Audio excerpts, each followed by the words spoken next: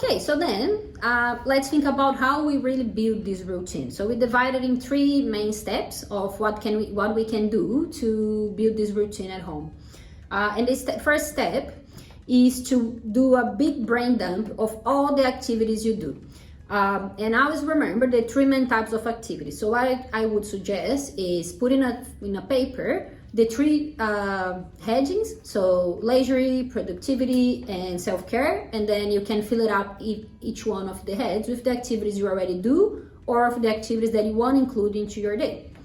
And then we have a little remind about which one, about what it is, each one of the occupations. And so the first one, productivity.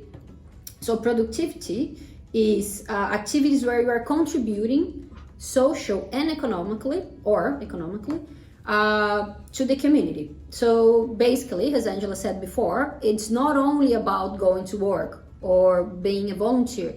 There's many other things that are involved into that productivity that you can still do. So we like to divide this thing called social roles and economic roles. And your social roles include those roles that you perform to live in society, kind of thing. So for example, my roles, I am a daughter for my mom, I am OT for you guys, I am a friend, I am a cousin, a partner, a group leader. Everyone has so many of them. And if you start thinking about all the ways that you socially interact to people, you see as you have many different roles. And in each one of those roles, you behave a little bit different to fit into that role.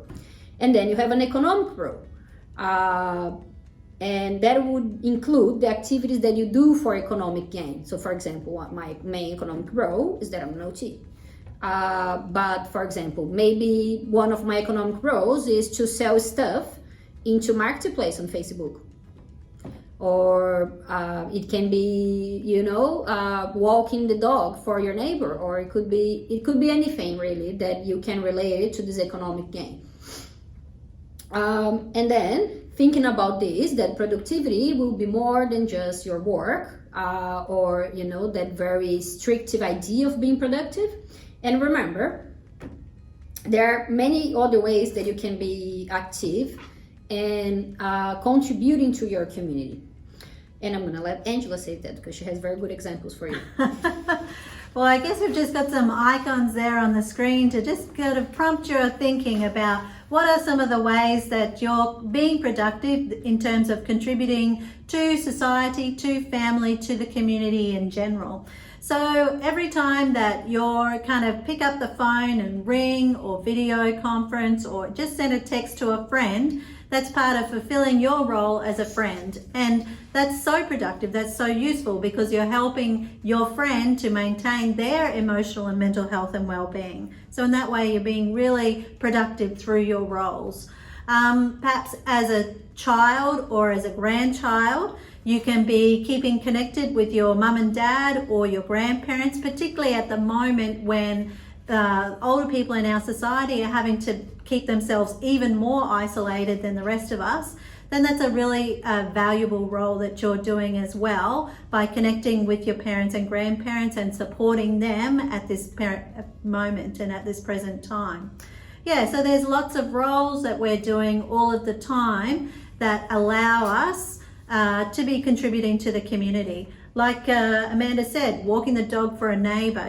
Being a neighbour is a productive role that you can play as well. Looking out for the older people that are living on your street or in your unit complex and stuff like that, saying hi to them, saying, hey, do you need me to bring the mail in so you don't need to get out and about? Or maybe offer to help them to do a Coles or online order, or those things that you may be much better than them doing. Like maybe you know how to use the internet very well and you can help them to do their shop online. And you can maybe just call them and help them through that. And again, so you will be super productive to the society, helping people out and giving structure to your day. Absolutely. So I guess the main take of this part of the productivity is that life is much more than just economic roles. And I guess this new way of living with the coronavirus is showing that more and more, because people are needing more and more the presence of these other roles on their life. Yeah, so the second area of occupation that we want you to put into your brain dump of activities that you want to include in your day is leisure. So if we can move on to the next one. Yeah, leisure is all of those activities that we do that are there for our pleasure and for our recreation.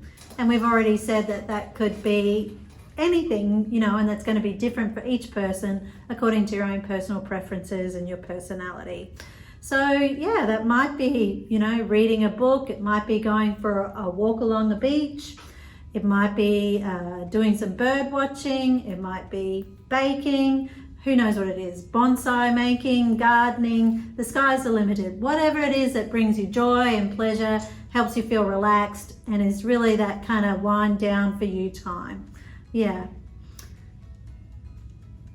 And the other one that you guys are tired to hearing the OTs talking about is self-care. So self-care includes both your physical body care and your mental health care. So yeah, self-care will include those activities that are daily, that needs to be completed on a daily basis. So for example, you need to eat 3 meals a day on a daily basis. Ideally 3 meals a day. You need to shower or clean yourself somehow every day. You need to do your toileting every day. So those type of activities are the ones that need to occur in a daily basis. And then you have activities that need to occur in maybe every second day, or maybe every 30 days. That could be, for example, grooming. You need to do your beard, or you need to shave your legs, or you maybe you have catch up with a group of friends that you do 2 times a week via Skype, or maybe you have I don't know, anything that you do a few times a week. And then you also need to think about those activities. There are self-care, and there are things that you do once a week only. They also need to come. So for example, your daily, your weekly check-out with your social worker. That's a self-care activity. You take care of your mental health in that moment. That should also be into the self-care area. Any other one? I guess looking after yourself is also part of looking after your household as well, doing the cleaning around the house, getting the groceries in, all that kind of stuff comes into self-care. So you sort of schedule those in maybe once a week for a bit of a house clean, and for the grocery shopping, whatever works for you. Yeah, and sleep.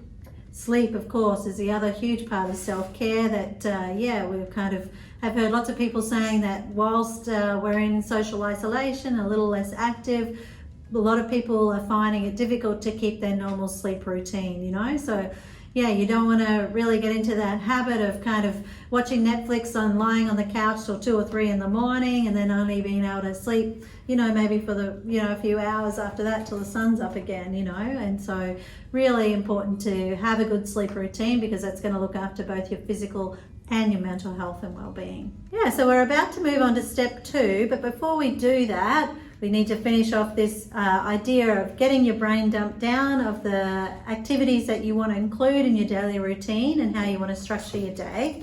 So we're suggesting right now, why don't you actually pause the video, get out a pen and paper, put down these headings, one heading of productivity, one of self-care, and one of leisure. You can do it in some columns. Amanda's got one that she just did in 2 seconds there as we were talking. And then get your brain dump, get a list down of all the activities that you want to do in those 3 areas. For some of them, if you want to put a heading halfway down that these are daily activities versus weekly, something like that, that could be helpful as well. Because after you've done that, then you can come back, rejoin the video again, and we're going to talk about actually getting that from that brain dump list into a proper schedule and routine for your day. All right, see you soon. See you soon.